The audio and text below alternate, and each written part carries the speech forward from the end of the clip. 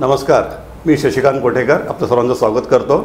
आज आपल्याकडे चर्चेसाठी आहेत सीताराम राणे, जे ठाणे जिल्हा हाऊसिंग फेडरेशनचे अध्यक्ष आहेत।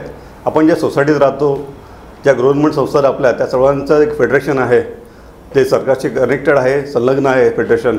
त्याचे अध्यक्ष सीताराम राणे आज आपल्यासमोर चर्चा करायला आलेले आहेत। आपण जाणून घेऊया त्यांच्याकडनं त्यांच्या प्रवासाबद्दल आणि एकंदरीत हाऊसिंग क्षेत्र जे आहे त्याबद्दल। म्हणजे हाऊसिंग क्षेत्राबद्दल आपण कसं एकदम डायरेक्ट तिकडे कसं का वळलात? नमस्कार।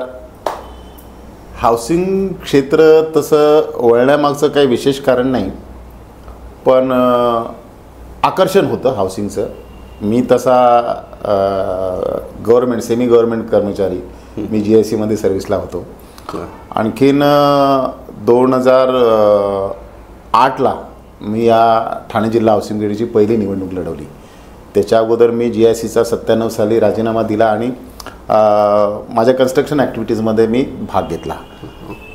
गृहनिर्माण हे म्हणजे आकर्षण अशासाठी त्यावेळी होतं की त्यावेळी बोरवणकर अध्यक्ष होते मी जायच्या अगोदर, आणि मी राहायला त्यावेळी भांडुपला होतो। स्टेशनवरून श्रीरंग सोसायटीला कॅसल मिलला जाताना ठाणे हाऊसिंग फेडरेशनचं ऑफिस दिसायचं। बोरवणकरांना 1-2 वेळा भेटलो, पण आपण हाऊसिंगमध्ये काम करावं किंवा एखादी गृहनिर्माण संस्था करावी एवढ्या पुरतंच ते मर्यादित होतं। पण निवडून आल्यानंतर हाऊसिंगच्या संदर्भातलं सगळं म्हणजे काय म्हणता अभ्यास होईल किंवा लोकांच्या अडचणी ह्या सगळ्या विचारात घ्यायला लागल्यानंतर आपल्याला खरं म्हणजे त्याच्यात रुची वाढायला सुरुवात झाली। पण ठाणे जिल्हा हाऊसिंग फेडरेशन, आपण ठाणे जिल्हा म्हणतो, याच्यात साधारणतः कोणकोणत्या एरिया येतात?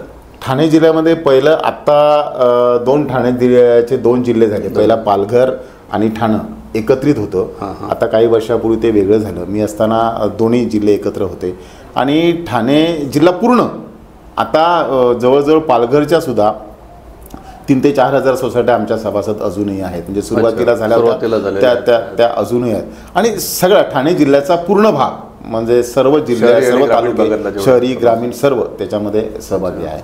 साधारण किती हाऊसिंग सोसायट्या ज्याला म्हणतो आपण, हे आपले संलग्न असतील? ठाणे जिल्ह्याचा आता जो ठाणे जिल्हा आहे त्याच्या 28,000 आहेत, आणि ठाणे आणि पालघर दोन्ही मिळून जवळपास 37,000 आहेत।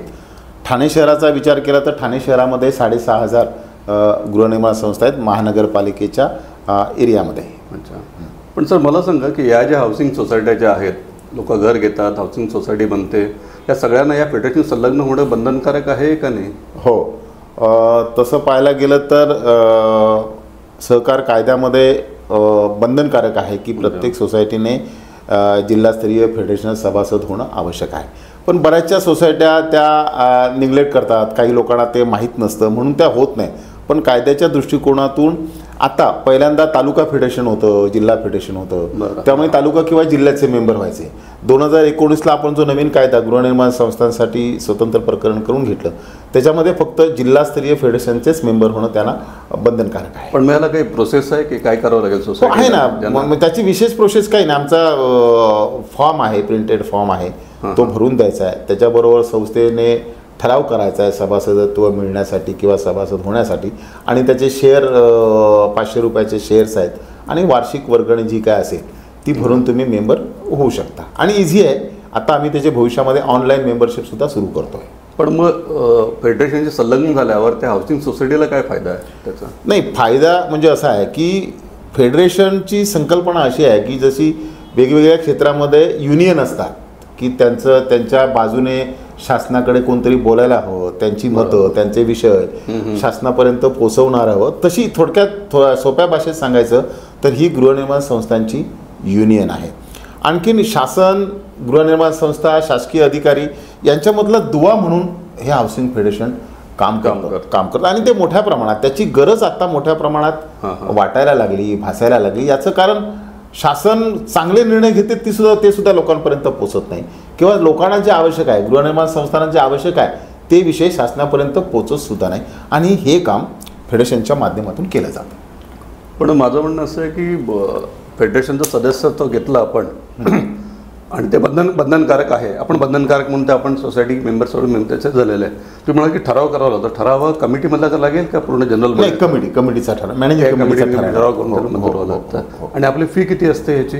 फी वर्षाला 800 रुपये, आता वर्षाला 800 रुपये, वर्षाला 800 रुपये, आणि 500 रुपये शेअर्स आहेत। आणि तुम्ही म्हणाल कसं की लोक हे सरकारी निर्णय जे आहेत किंवा ज्या अधिसूचना निघतात ते लोकांना त्यांच्या भाषेत, कारण त्या बहुतेक सरकारी भाषेत येतात, हो, त्या पोचवण्यासाठी आपण काही प्रयत्न करताय का? नाही, आपला तो प्रयत्न, तोच महत्त्वाचा उद्देश आहे. आमचं एक मंथली मॅगझिन आहे, अच्छा, हाऊसिंग हेराल्ड म्हणून. हाऊसिंग हेराल्ड त्या माध्यमातून आपण पोहोचवतो.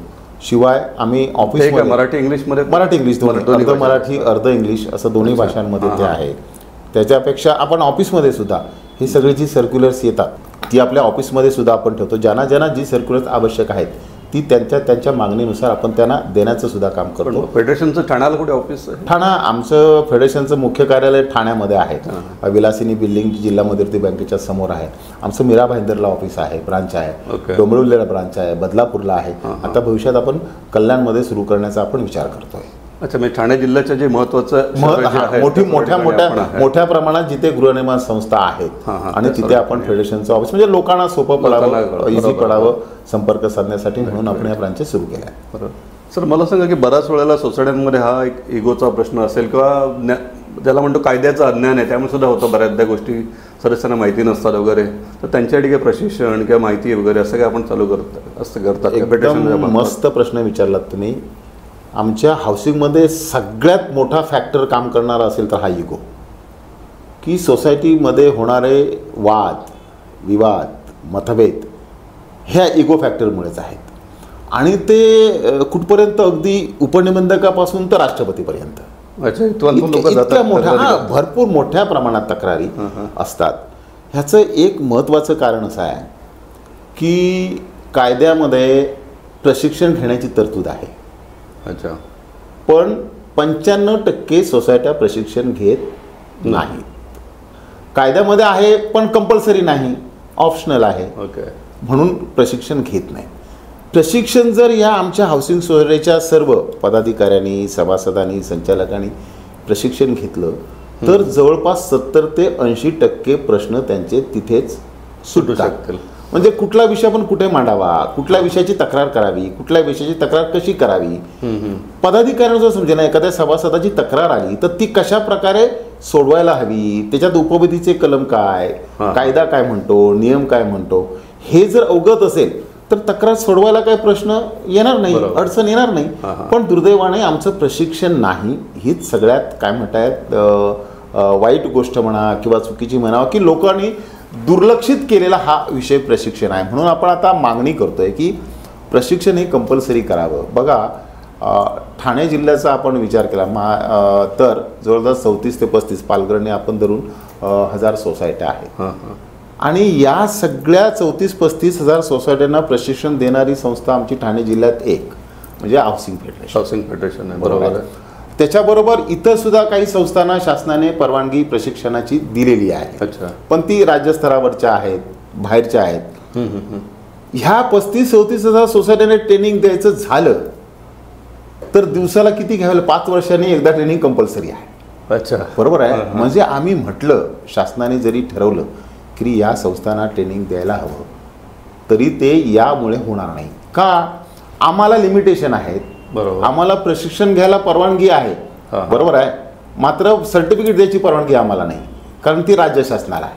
म्हणून आपण आता, आणि शासनाने ते मान्य केलेलं आहे माननीय मुख्यमंत्री महोदयांनी, की आमची जी सगळी जिल्हास्तरीय फेडरेशन आहेत ती अधिसूचित करण्याचा, म्हणजे त्यांना प्रशिक्षण घेण्याचा, सर्टिफिकेट देण्याचा अधिकार मिळेल. आणि ह्या सगळ्या संस्था ज्या आहेत त्यांना कंपल्सरी प्रशिक्षण देता येईल. आता जे ऑप्शनल आहे ते कंपल्सरी देता येईल आणि शासनाकडे त्यासाठी आमचा पाठपुरावा सुरू आहे. बरोबर. एक चांगले तुम्ही झाले की हा जर निर्णय झाला तर बऱ्याच सोसायट्यांच्या तक्रारीची संख्या, शासनाचा वर सुद्धा बोजा जो आहे, मला सांगतो की असं नेहमी आमच्या सहकार विभागाचे अधिकारी म्हणतात की सहकारामध्ये 90% तक्रारी ह्या गृहनिर्माण संस्थांच्या आहेत आणि आमचे मॅक्झिमम अधिकारी या गृहनिर्माण संस्थांच्या तक्रारी सोडवण्यात अडकून पडतात. जर हे आम्ही केलं, ह्या तक्रारींची संख्या जी आता 70-80-85% आपण म्हणतो ती जर 40%वर राहील तर निश्चितच त्याचा उपयोग शासनाला सुद्धा आणि काम करण्याच्या म्हणता येईल अधिकाऱ्यांना सुद्धा चांगल्या पद्धतीने काम करायला मिळेल असं आमचं मत आहे आणि शासन त्याचा विचार करत आहे. पुढं मध्यंतरी मला वाटतं आमच्या वाचनात झालं होतं की सोसायटी मॅनेजर ही कन्सेप्ट पण आपण राबवावी. मोठ्या सोसायट्यांना ते शक्य होतं, पण ज्या लहान सोसायट्या आहेत त्यांना त्याचा पगार देणं किंवा ते मानधन देणं शक्य होत नाही. हो. तर ती काय कन्सेप्ट आहे म्हणजे नाही नाही, शासनाने 2010 साली एक परिपत्रक काढलं होतं याविषयी. आणि आता मी म्हटलं मगाशी की आम्ही गृहनिर्माण संस्थांसाठी कायद्यात स्वतंत्र प्रकरण तयार केलं 154B म्हणून. त्याच्यामध्ये ही प्रोव्हिजन केलेली आहे. ती कॉन्सेप्ट अशी आहे की एखाद्या आम्ही असं समजतो की हाऊसिंग सोसायटीचे पदाधिकारी हे काही सहकारातले तज्ज्ञ नाहीत. बरोबर आहे. चुकून एखादी चूक त्यांच्याकडनं होऊ शकते आणि अशा चुकीला एकतर कमिटी बरखास्त होते की त्या पदाधिकाऱ्यांना दंडात्मक कारवाई होते आणि ही त्यांच्यावर होऊ नये म्हणून ते समजणारा, व्यवस्थापनाचं कामकाज समजणारा आणि कमिटीला समजून देणारा कुठला तरी घटक असायला हवा. मग तो कोण असेल तर ती मॅनेजर ही कॉन्सेप्ट शासनाने 2010 साली पत्रक काढून ते ठरवलं. मग ते त्या मॅनेजरला ट्रेनिंग द्यायला हवं. त्यांनी ही सगळं कायदा असेल, उपविधी असेल, नियम असेल हे सगळं समजून घ्यायला हवं. म्हणून शासनाने असं परिपत्रक काढलं की जिल्हा फेडरेशनने ही जबाबदारी घ्यावी आणि ह्या मॅनेजरच्या प्रशिक्षणाची व्यवस्था करावी. मोठ्या ज्या सोसायट्या आहेत तिथे ते त्यांचा पगार सोसू शकतात किंवा देऊ शकतात. छोट्या छोट्या सोसायट्यांमध्ये शक्य होणार नाही. म्हणून छोट्या सोसायट्या 5-10 सोसायट्यांनी एकत्र मिळून मॅनेजर ठेवावा, ज्याच्यामुळे ह्या ॲडमिनिस्ट्रेटिव्ह चुका आहेत, व्यवस्थापकीय चुका आहेत, त्या होणार नाहीत किंवा होण्याचं प्रमाण कमी होईल. आणि म्हणून आम्हाला सांगायला मला आनंद वाटतो की महाराष्ट्रात मधलं पहिलं ठाणे जिल्हा हाऊसिंग फेडरेशन आहे की आम्ही हा हाऊसिंग मॅनेजमेंट कोर्सचा अभ्यासक्रम शासनाकडनं मंजूर करून घेतला. आणि सेपरेट चालवला तो कोर्स आम्ही सुरू केला. आता त्याला 6 वर्ष झाली. अच्छा, पण त्याला काय म्हणजे किती महिन्याचा आहे, काय त्याला फी वगैरे? हा कोर्स ऍडमिशन कोण घेऊ शकतं? म्हणजे हा कोर्स जो आहे तो फक्त शनिवार आणि रविवार सुट्टीच्या दिवशीचा संध्याकाळचा घेतो. कारण काम करणारा वर्ग त्याच्यात सहभाग घेऊ शकतो हे मुख्य. आणि वयाची आम्ही कोणतीही अट त्यासाठी ठेवलेले नाहीत. कोणती अट ठेवलेली नाही, कारण तसं मॅनेजरसाठी तसं काही वयाची अट असण्याची काही गरज पण नाही म्हणून वयाची अट ठेवलेली नाही. शिक्षणाची अट आपण 12वी ठेवली आहे. 12वीची अशासाठी ठेवली आहे की GDCA शासनाचा जो कोर्स आहे त्याला सुद्धा 12वीची अट आहे. आणि मग तो कोर्स केला तर ही दोन्ही सगळी कामं तो करू शकतो, व्यवस्थापन प्रॉपर करू शकतो. म्हणून आपण 12वीची अट ठेवली आहे त्याला. वयाची कुठची अट नाही. शनिवार रविवार हा सुट्टीच्या दिवशी कोर्स असतो आणि त्याची 12,000 प्लस GST एवढी कमी फी आहे.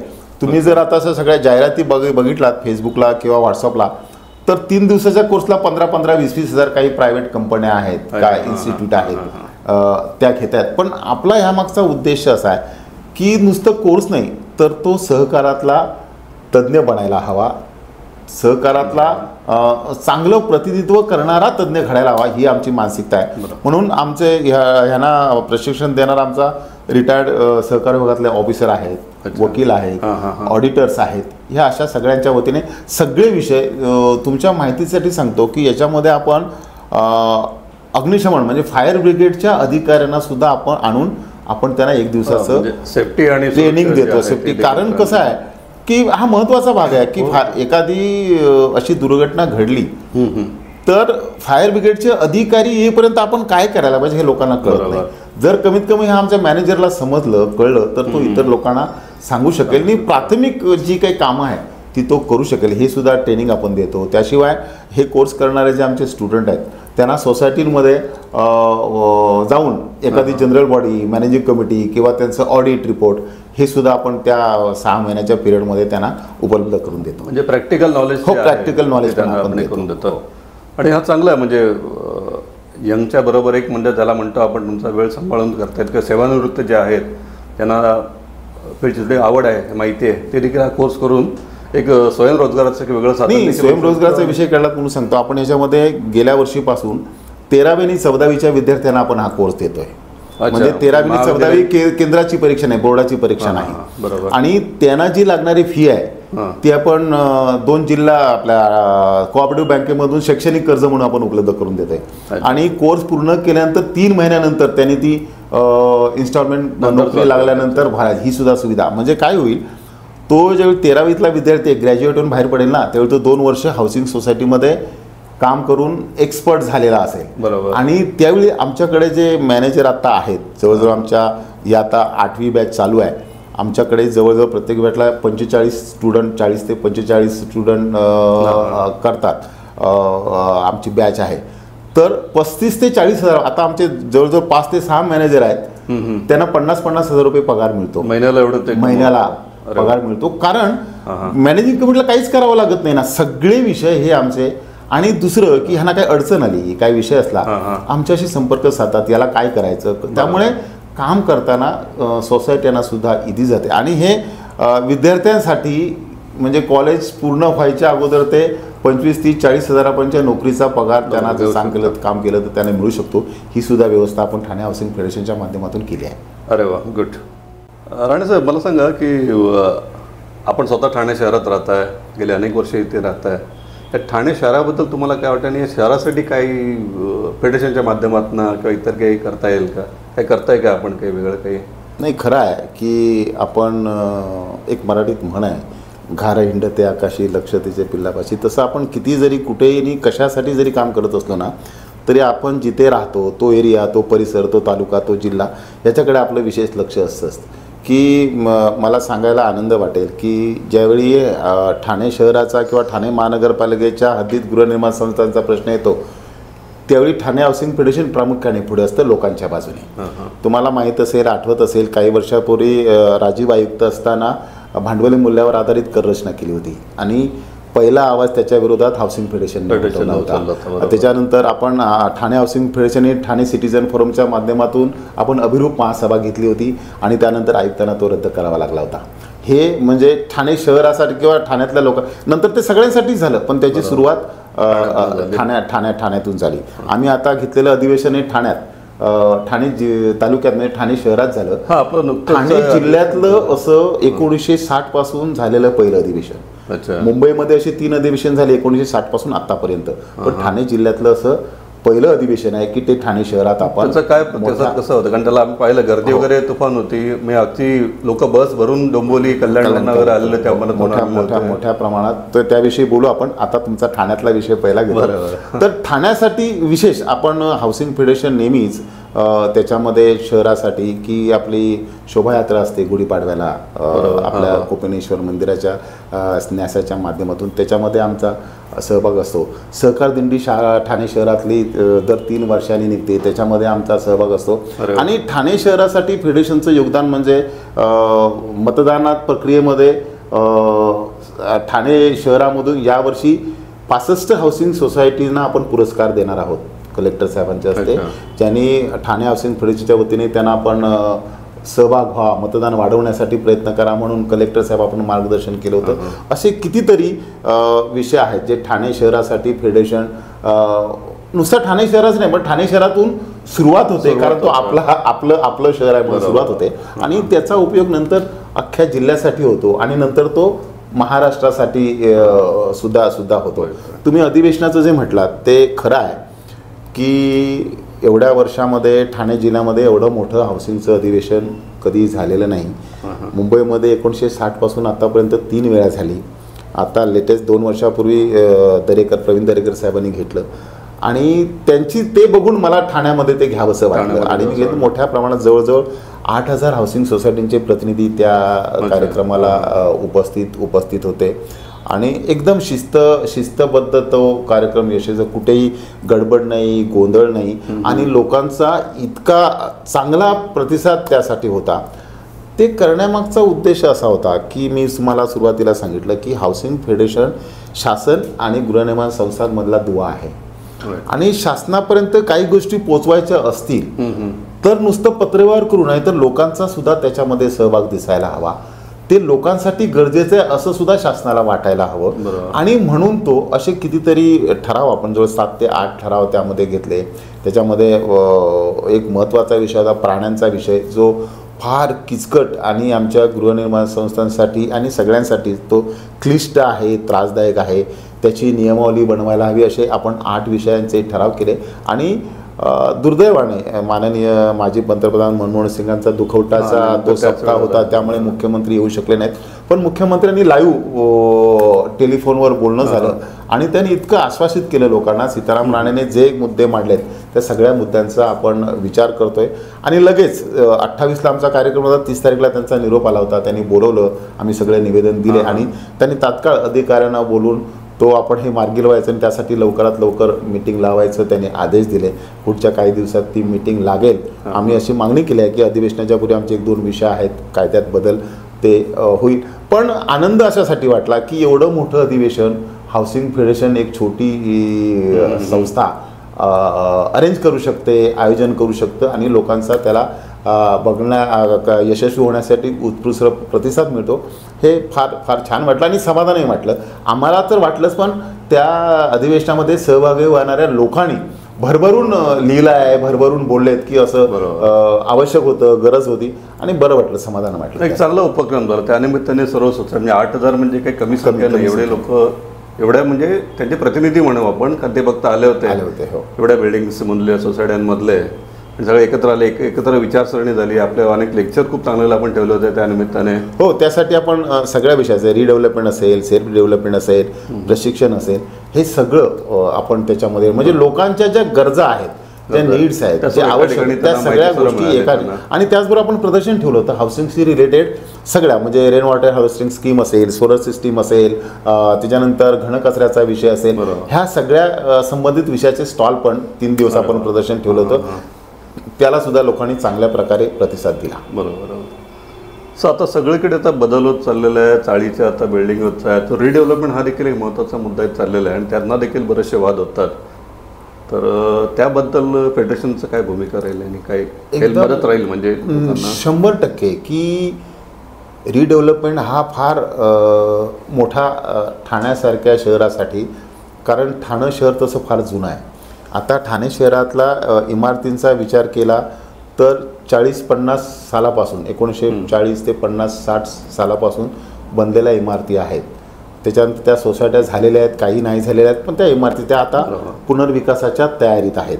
आणि शासन म्हणून पुनर्विकासासाठी शासनाचा फार म्हणजे सेल्फ डेव्हलपमेंट, विशेषतः स्वयंपुनर्विकासासाठी शासनाने 2019ला माननीय मुख्यमंत्री देवेंद्र फडणवीस साहेबांनी मोठ्या प्रमाणात सवलती सेल्फ डेव्हलपमेंटला दिल्या आहेत. आणि त्या ठाण्यासारख्या शहराला गरजेच्या आहेत. कशासाठी गरजेच्या आहेत? तर ज्या छोट्या सोसायट्या आहेत तिथे मोठे बिल्डर येत नाहीत, कारण त्यांना प्रॉफिट रेशिओ कमी मिळतो आणि अशा सोसायट्यांना मदत करण्याचं काम शासनाने चांगल्या प्रकारे केलं आहे. आता त्याच्यात काही वेळेला शासनाचा धोरण चांगलं असतं, शासनाचा उद्देश चांगला असतो, पण त्याची अंमलबजावणी करणारे अधिकारी काही वेळा त्यांचे आडमुठं धोरण किंवा त्यांचं त्याच्याकडे बघण्याचा दृष्टिकोन हा निगेटिव्ह असतो आणि त्याच्यामुळे काही ना वेळ लागतो. तसाच काहीसा प्रकार शासनाने घेतलेल्या निर्णयाची अंमलबजावणी करायला थोडासा उशीर झाला. पण आत्ताच येणाऱ्या अधिवेशनामध्ये सगळ्यात महत्त्वाचा जो कर्जाचा विषय आहे, म्हणजे हाऊसिंग सोसायटी आणि सेल्फ रिडेव्हलपमेंट करताना 10.5% शासनाने, म्हणजे बँकांचं जे इंटरेस्ट आहे त्याच्यात 4% सबसिडी महाराष्ट्र शासन देणार आहे. म्हणजे 10.5%चं कर्ज आमच्या लोकांना 6.5%ने. अरे वा, ही खूप चांगली बातमी आहे. खूप चांगले आहे. त्याच्यामध्ये डेव्हलप करत असतील 100% त्यांना फायदा राहणार. त्याच्यानंतर FSI काही वाढीव दिलेले आहेत. प्लॅन महानगरपालिकेकडे सादर करताना जे पैसे भरावे लागतात, नकाशे मंजूर आणि त्याच्यामध्ये टप्प्याटप्प्याने पैसे भरण्याचे अशा भरपूर सवलती दिलेल्या आहेत. आणि हे आपण शासनाकडनं पाठपुरावा करून घेते. आणि सेल्फ डेव्हलपमेंट हा छोट्या छोट्या सोसायट्यांसाठी आहे, पण रिडेव्हलपमेंटचा सुद्धा तितकाच महत्त्वाचा विषय. बऱ्याच ठिकाणी तुम्हाला माहिती आहे, ठाणे शहराचा विचार केला तर काही अशी कम्युनिटी आहे, जवळजवळ 40-50 सोसायट्या आत्ता अडकलेल्या आहेत गेले 5 ते 10 वर्ष. काही बिल्डर लोकांच्या चुकीच्या निर्णयामुळे किंवा सोसायटीच्या चुकीच्या निर्णयामुळे, पदाधिकाऱ्यांच्या चुकीच्या निर्णय कोणाचाही चुकला, एखाद्या जरी घटकाचा निर्णय चुकला तरी अख्ख्या सोसायटीला त्याचा त्रास होतो. आणि याच्यासाठी आम्ही प्रत्येक वेळी या विषयावर मार्गदर्शन करतोय. शासनाने 2009 त्याच्यानंतर 2019ला परिपत्रक काढलेलं आहे आणि त्याची अंमलबजावणी जर 100% केली तर बरेचसे प्रश्न सुटतात किंवा सुटतील. पण काही वेळेला ते दुर्लक्षित केले जातात दोन्ही घटकांकडून, बिल्डरकडून सुद्धा आणि सोसायटीच्या पदाधिकाऱ्यांकडून सुद्धा. आणि एक गोष्ट याच्यामध्ये या तुमच्या माध्यमातून मला सांगाविषयी वाटते की पुनर्विकास करताना जी जुनी पिढी आहे, ज्यांचं वय आता 65, 70, 80च्या आसपास आहे, ठाणे शहरामध्ये असा अनुभव आहे की बऱ्याचशा ह्या सिनियर सिटीजनची मुलं नोकरीच्या निमित्ताने, व्यवसायाच्या निमित्ताने बाहेर गावी आहेत, परदेशी आहेत आणि ही म्हातारीच त्या घरामध्ये राहत आहेत. आणि अशा या वृद्धांना की बिल्डरच्या ताब्यात घर द्यायचं आहे तर त्यांना फार वेदना, यातना, ह्याचं कारण असं आहे, तसंच आहे की आयुष्यभर इन्सिक्युरिटी पण नक्की होईल की नाही. बरोबर, आयुष्यभर आम्ही हे सगळेजण एकत्र राहिलो, आमचं काय बरं जास्त कमी जास्त तर माझ्या उजव्या बाजूच्या डाव्या बाजूच्या शेजाऱ्यांनी मला सांभाळलं आहे, आता ते होईल की नाही. मी जिथे नवीन ठिकाणी राहील तिथे मला असं झालं तर मला कोण बघणार आहे. त्याच्यापेक्षा सगळ्यात महत्त्वाचा, उद्या ह्या पुनर्विकासाच्या प्रक्रियेच्या कालावधीमध्ये माझं काही कमी जास्त झालं तर माझी प्रॉपर्टी कोणाच्या ताब्यात असणार आहे. बरोबर, असे म्हणजे, आणि हे खरं म्हणजे त्यांच्या, आणि आमचे पदाधिकारी सुद्धा काही वेळेला हार्श पद्धतीने वापरतात, हार्शली व्यवहार करतात. ते चूक आहे. अशा लोकांना जर विश्वासात घेऊन जर केलं तर त्याला काही अडचण येणार नाही. पण आमचे काही पदाधिकारी या बाबतीत वेगवेगळे, पोलिसांची धमकी, कोर्टाची धमकी, आणि मग ते प्रकरण वाढत जातं. पण मी विनंती करेन की असं न करता या गोष्टीचा आमच्या लोकांनी सगळ्यांनी विचार करायला हवा. कारण काही झालं तरी त्यांच्या आयुष्यभराची पुंजी आहे, त्याचा विचार ते करणार आहेत. पण पुनर्विकास ठाण्यामध्ये आत्ता चांगल्या प्रकारे त्याला स्कोप आहे बऱ्या प्रकारे. आणि हाऊसिंग फेडरेशनने या पुनर्विकासाच्या संदर्भात ज्या लोकांना ज्या काही अडचणी असतील त्या बाबतीत, सगळ्या बाबतीत आपण त्यांना सेल्फ डेव्हलपमेंटसाठी तर त्यांना कर्ज मिळवण्यापासून आर्थिक सल्लागारापासून सगळी मदत, सर्व मदत आपण करतोय. पण याबरोबर बऱ्याचदा असं दिसतं की सोसायट्यांना लिगल ॲडवाईस ज्याला म्हणतो आपण, कायदे सल्ल्याची गरज लागते. कारण ती बरेचसे माहिती नसते आपल्याला की कायदा काय आहे, काय म्हणतायत, काय नाही, किंवा कोणतरी एकदम काहीतरी तक्रार करतं, मग त्यावर पुन्हा लढावं लागतं. एक तर वेळ तर लोकांना जात असतोच, परंतु योग्य सल्ला मिळत नाही. खरं आहे. किंवा खाजगी वकील वगैरे म्हणायला नाही म्हणत तर सोसायटीचा भुर्दंड पडतो. खरं आहे. त्यासाठी फेडरेशनतर्फे काही मदत केली जाते का? की खरं म्हणजे मी सोसायटीचा तुमचा फेडरेशन सल्ला मेंबर आहे तर मला त्याचा फायदा 100%. आमचं तर फेडरेशन म्हणून आमचं म्हणणं आहे काय की लोकांनी थेट तक्रार करू नये. याचं कारण तुम्ही बायलॉज वाचा, फेडरेशनकडे या आणि मग तक्रार करा. तक्रार केल्यानंतर होतं काय, सोसायटी वकील करते किंवा हा वकील करतो, त्याने वकील केला तर एकाने केलं तर दुसऱ्याला करावंच लागतं. आणि सोसायटीचे आमचे पदाधिकारी असो की सभासद यांना काही त्याच्यात नॉलेज नसतं. आणि अशा वेळी आम्ही बऱ्याच प्रमाणात, आणि आता त्याच्यात थोडासा बदल झालेला आहे की लोक पहिले आमच्याकडे येतात, विचारतात की काय, आम्ही सल्ला देतो, त्याप्रमाणे ते निर्णय घेतात. बऱ्याचसे पदाधिकारी, कमिटी मेंबर्स ह्यांना कायद्यातली प्रोव्हिजन, नियमातली प्रोव्हिजन माहीत नसते आणि त्यामुळे ते निर्णय घेतात. पण त्यांच्या निदर्शनास आणून दिलं तर त्याप्रमाणे ते करतात, मदत करतात. आणि त्यासाठी आपण तक्रार निवारण समिती आमची आहेत. शिवाय शासनाने तक्रार निवारण समिती नेमलेली आहे आणि त्या समितीमध्ये हाऊसिंग फेडरेशनचा प्रतिनिधी कंपल्सरी केलेला आहे. त्यामुळे त्यांच्या आता तक्रारी असतात त्या ह्या लेवलला सोडवल्या जातात आणि त्यामुळे तक्रारींची संख्या मोठ्या प्रमाणात कमी होते. त्याचबरोबर दुसरं की सहकार संवाद नावाचं पोर्टल जे महाराष्ट्र राज्य हाऊसिंग फेडरेशन मी अध्यक्ष असताना सुरू केलं आहे की थेट त्या पोर्टलवर तक्रारी करू शकतात. त्यांना 24 तासात त्याचा निर्णय मिळतो. त्याचं काय उत्तर, सहकार संवाद त्या माध्यमातून त्यांना 24 तासात उत्तर मिळतं. हे सगळं आपण तयार केलेलं आहे. त्यामुळे तक्रारींची आता संख्या थोडी बहुत मोठ्या प्रमाणात कमी झाली. आणि हाऊसिंग फेडरेशनची भूमिकाच ही आहे की यांच्या तक्रारी कमी करणं आणि त्यांच्या तक्रारी सोडवणं हेच तर आमचं मुख्य काम आहे. आमच्याकडे दिवसाला साहेब 100 ते 150 पत्र ह्या तक्रारींची येतात. आमची 3 माणसं ही उत्तरं देण्यासाठीच ठेवलेली आहे, टाईप करणं आणि उत्तर देणं याच्यासाठी. पण याच्यात एक ठराविक साचेबद्ध तक्रारी असतात काय, वेगवेगळं प्रमाण असतं काही? नाही, वेगवेगळ्या तक्रारी. ह्याचं कारण काय माहिती आहे बघा की हाऊसिंग हे असं एकच, हाऊसिंग सोसायटी हे एकमेव असं क्षेत्र आहे की जन्मण्यापासून शेवटपर्यंत आपल्याला प्रत्येक बाबतीत तिची मदत लागते. इतर सहकारी संस्थांचं तसं नाही आहे. सहकारी बँकेमध्ये पैसे ठेवण्यापुरतं, काढण्यापुरतं किंवा कर्ज घेण्यापुरतं, सहकारी साखर करण्यात ऊस घालणं, पैसे घेणं एवढ्या परत. पण हाऊसिंगचं तसं नाही आहे की सगळ्या सुरुवातीपासून. त्यामुळे प्रत्येक छोट्या छोट्या गोष्टीमध्ये हाऊसिंगची आपल्याला मदत लागते आणि तितकेच त्यांचे प्रश्न असतात, वेगवेगळ्या प्रकारचे प्रश्न असतात. अगदी नवरा बायकोचे प्रश्न सुद्धा ह्या सोसायटीकडेच येतात. त्यामुळे सगळ्या प्रकारचे प्रश्न, वेगवेगळ्या प्रकारचे प्रश्न असतात. साचेबंद असं काहीच नसतं. म्हणजे आपण पाहिलं तर हाऊसिंग फेडरेशन हे फक्त कायदेशीर सल्ला देणारी नाही आहे, तर जसं राणे सर म्हणाले त्यानुसार जन्मापासून मृत्यूवर आपण ज्या घरात राहतो, ज्या सोसायटीत राहतो, त्या सगळ्यांशी आपला संबंधित असतो. तो शेवटी समाजाचा एक भाग आहे, आपण समाजाचाच भाग आहोत आणि आपण तिथे राहत असतो. त्यामुळे वादविवाद टाळून कसं करता येईल आणि कायद्याचं ज्ञान घेऊन आपल्याला अधिक चांगलं कसं करता येईल याचं खूप छान माहिती सीताराम राणे यांनी आपल्याला दिलेली आहे. खरं तर या विषयावर खूप बोलण्यासारखं आहे. मला वाटतं सीताराम राणेंकडे अजून तर आपण परत एकदा कधी आपण संधी मिळाली परत वेगळ्या विषयावर आपण बोलून घेऊया. त्याबद्दल मी सगळ्यांना धन्यवाद देतो. राणे सर, तुम्ही आल्याबद्दल आपणाचे धन्यवाद. थँक्यू.